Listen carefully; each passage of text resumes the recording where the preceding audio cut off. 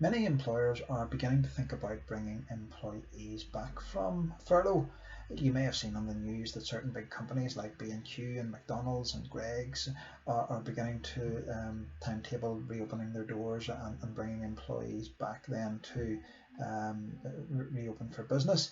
And if you're thinking of bringing employees back from furlough, it will be important to communicate that as early as possible. Now, you should be staying in touch with furloughed employees throughout their time on furlough,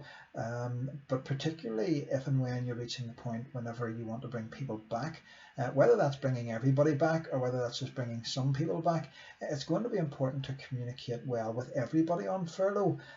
both those who you want to have come back now, and also those who you're not ready to have back yet, because being told that your colleagues are coming back but you're not could be quite an anxious thing to hear for an employee. They may be concerned that they're more likely to be made redundant because they weren't in a first batch of employees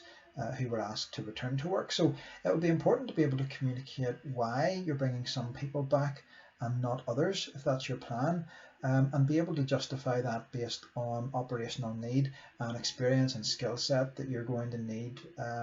from the people who are being brought back, and how they better meet the requirements of what you need for restarting than the employees who remain on furlough. And also then, if possible, providing the employees who aren't coming back yet with an idea and a timetable, if you can, around when they can expect to be brought back to work as well. So having that clear communication early, both for those who you want to come back and those that you're not ready to have back yet, will be really important for everyone's expectations to be managed. You should also take individual circumstances into account. So if someone is shielding on public health advice, it would be reasonable to leave them on furlough and bring someone back who hasn't been advised to shield. Equally, if someone doesn't have childcare responsibilities, but someone else is educating their children at home during school closure, it would be reasonable to bring back the employee whose home circumstances allow it, and give the employee who's at home educating the children the additional time on furlough that they need. So it's important to balance your business need with individuals' circumstances. And if an employee who you request to come back off furlough refuses, then that potentially is a disciplinary matter, because they should have been made aware that when they were on furlough, part of the terms of that were that they should be ready to come back to work when asked.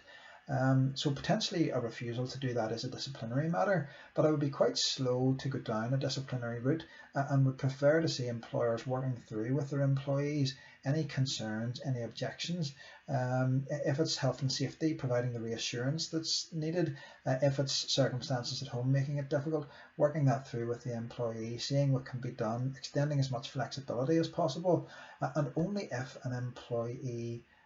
then unreasonably refuses after having those discussions and providing those reassurances, then only at that stage would I consider that potentially disciplinary action is appropriate to consider. So early communication to everyone will be the key to bringing employees back from furlough. Explaining business need and taking into account individual circumstances will be very important in managing this.